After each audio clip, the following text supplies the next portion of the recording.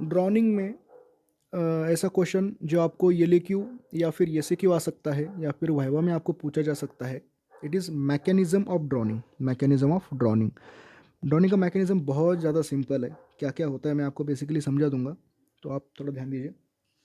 पहले याद रखना, अपने बॉडी जो होती है, ह्यूमन बॉडी की जो स्पेसिफिक ग्रेविटी होती है, specific gravity of human body as a whole is 1.08।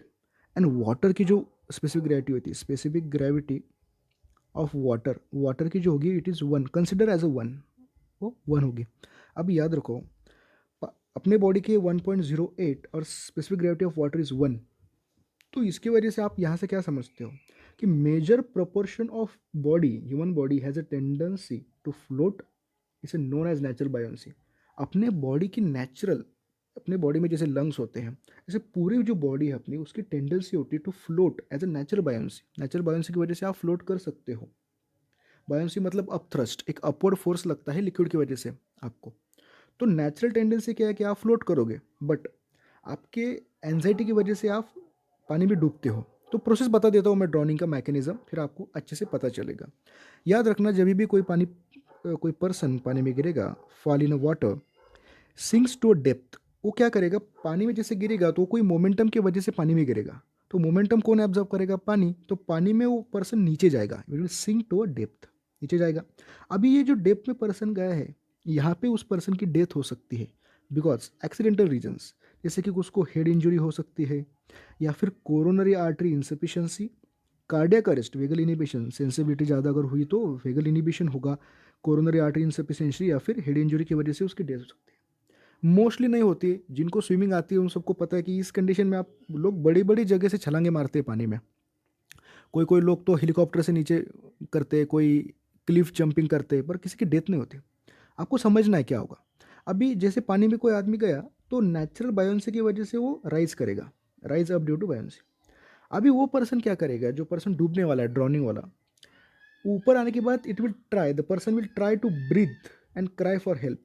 The person will breathe and cry for help, help के लिए रोएगा, चिल्लाएगा वो। और उस कंडीशन में क्या होगा, वो डरा हुआ है, डरा हुआ है, तो इसकी वजह से the person he will inhale and swallow the water. Person पानी पिएगा भी और उसको इनहेल भी करेगा। अभी रेस्पिरेटरी पैसेज में पानी जा रहा है जहाँ पर हवा जानी चाहिए, तो उसके वजह से क्या होगा, कफिंग, वायलेंट कफिंग होगी।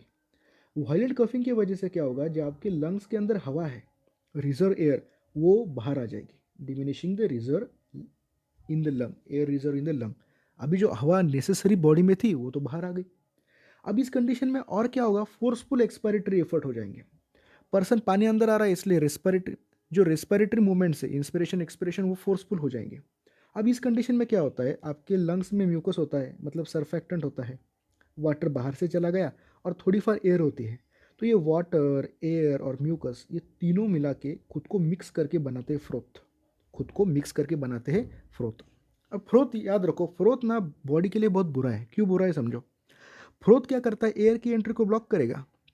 आपके लंग्स में एयर की एंट्री नहीं होगी, बट पानी की एंट्री हो सकती है, वाटर की एंट्री हो सकती है, it will block the air entry, blood, बस, नॉट द वाटर एंट्री। अभी फ्रोथ, फ्रोथ की वजह से आगे के कंसिक्वेंसेस आते हैं। अभी याद रखो, पर्सन को ऑक्सीजन नहीं मिल रहा है, बट कार्बन डाइऑक्साइड तो बॉडी में बन रहा है, तो ब्लड के अंदर कार्बन डाइऑक्साइड बढ़ेगा, जिसकी वजह से इंस्पायरेटरी जो मूवमेंट है वो होनी चाहिए, तो पर्सन और इंस्पिरेट करेगा।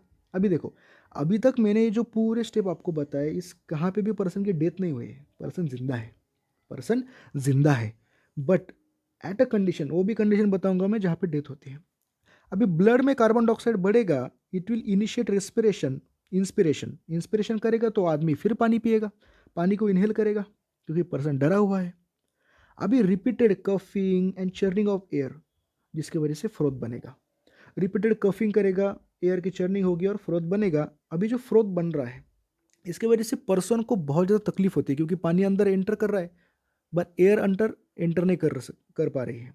अभी आगे देखो, पर्सन झटके मतलब हाथ पैर हिलाएगा, तो लिम्स, मूवमेंट ऑफ लिम्स, जिसे कॉल्ड स्ट्रगल और लाइफ, जिंदा रहने के लिए पर्सन स्ट्रगल करता है, तो ये स्ट्रगल कर रहा है।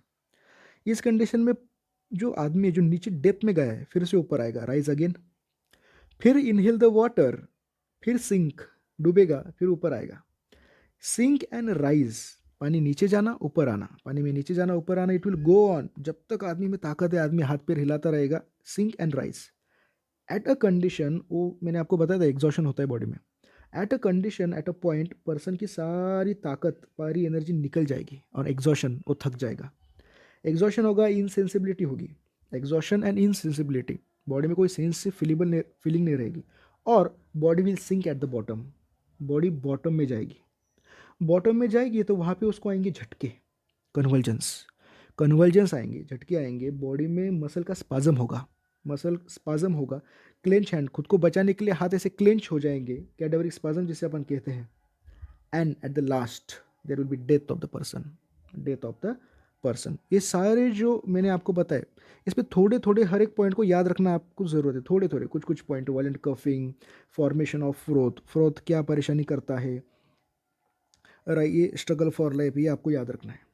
याद रखो एक पॉइंट जो कि बहुत ज़्यादा इंपॉर्टेंट है, वो है कि dead body remain at the bottom. अभी पर्सन की डेथ हो गई तो जो डेड बॉडी है, जब अभी तक जो बॉडी जिंदा थी अभी वो डेड हो गई, dead body remain at the bottom until it float due to decomposition, तब तक बॉटम में रहेगी जब तक वो डिकम्पोजिशन की वजह से ऊपर नहीं आती।